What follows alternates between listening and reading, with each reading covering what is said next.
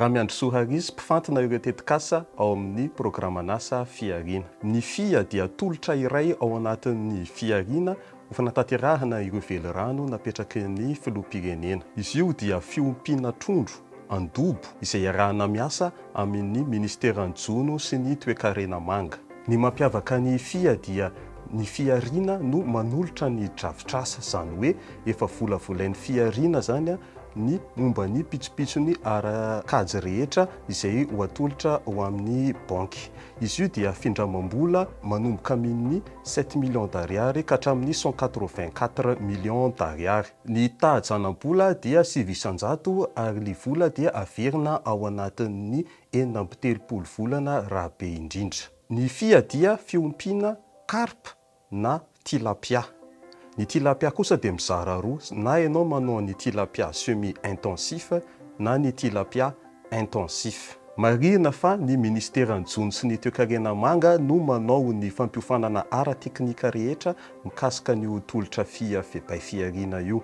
Izany hoe marihin'ny ministera fa hoe tena matianina tanteraka ianao, voafehanao tanteraka ilay fiompiana trondro, dia zay vao mahazo ny famatsiam-bola avy aty amin'ny Fihariana ianao. Ny tanjon'ny Fihariana sy ministera dia ny ampitombo any amin'ny 7,4 tonnes fanampiny amin'ny vokatra trondro eto Madagasikara. 500 ny mpisitraka eritreretin'ny Fihariana ho vatsiana amin'ny tetikasa io ary 2 hetsy ny asa eritreretina ho foronina. Misy fomba roa no atao raha te sitraka ny fia Fihariana. Ny voalohany dia manantona ny delegeparitry ny Fihariana isaky ny faritra misy anao ianao, dia manao ny fisoratana anarana ao amin'ny ilay delegem-paritra.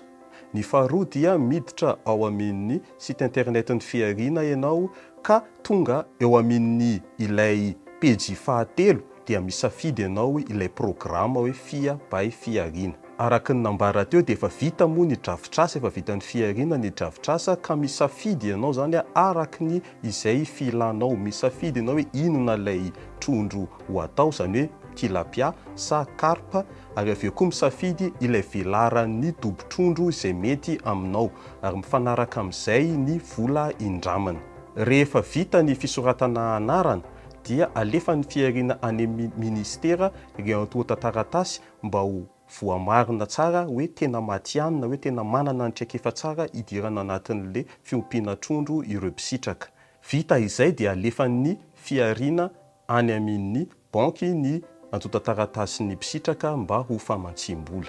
Koa manentana antsika rehetra ary izay liana amin'ny tolotra fia by Fihariana mba anantona ny delegeparitry ny Fihariana na tonga dia manao ny fisoratana anarana amin'ny www.fihariana.com.